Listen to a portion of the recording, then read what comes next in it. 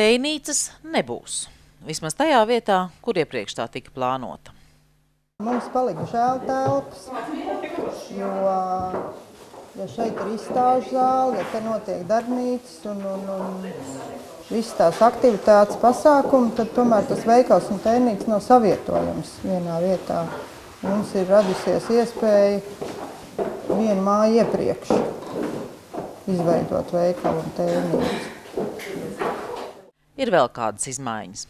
Tās pašas ielas otrā galā izveidojies konkurents. Man ļoti patīk, viņiem nosaukums ir pagalms, bet mums ir istaba. Mēs jau esam iekšā. Es viņus kā konkurences visnotaļ neuztveru.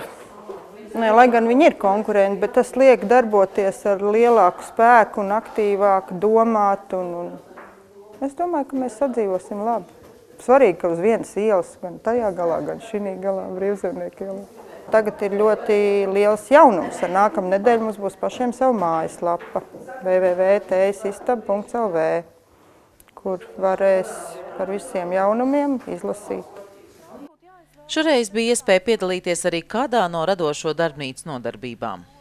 Šīs te krāsas, kas ir speciālās krāsas, lai šādus te izstrādājumus gatavotu, var izmantot ne tikai papīra krāsošanai, ar viņām var krāsot gan plastmasas izstrādājumus, gan sveces, gan koku, gan arī šodien mēģinājām stikla pudelei.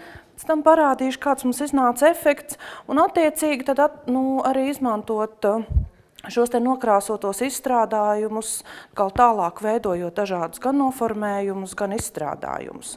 Process, manuprāt, ir ļoti interesants tieši ar to, ka nav paredzams, kāds būs rezultāts.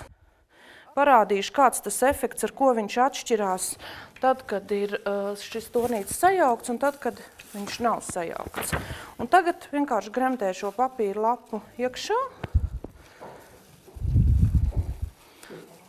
Un tagad ir tas gala rezultāts. Mēs nezinām, mēs mēģinām. Un tad mēs arī skatāmies no tā, kas, protams, vairāk interesējas, ko mums nācās teikt, atvainojiet uz nākamo nodarbību.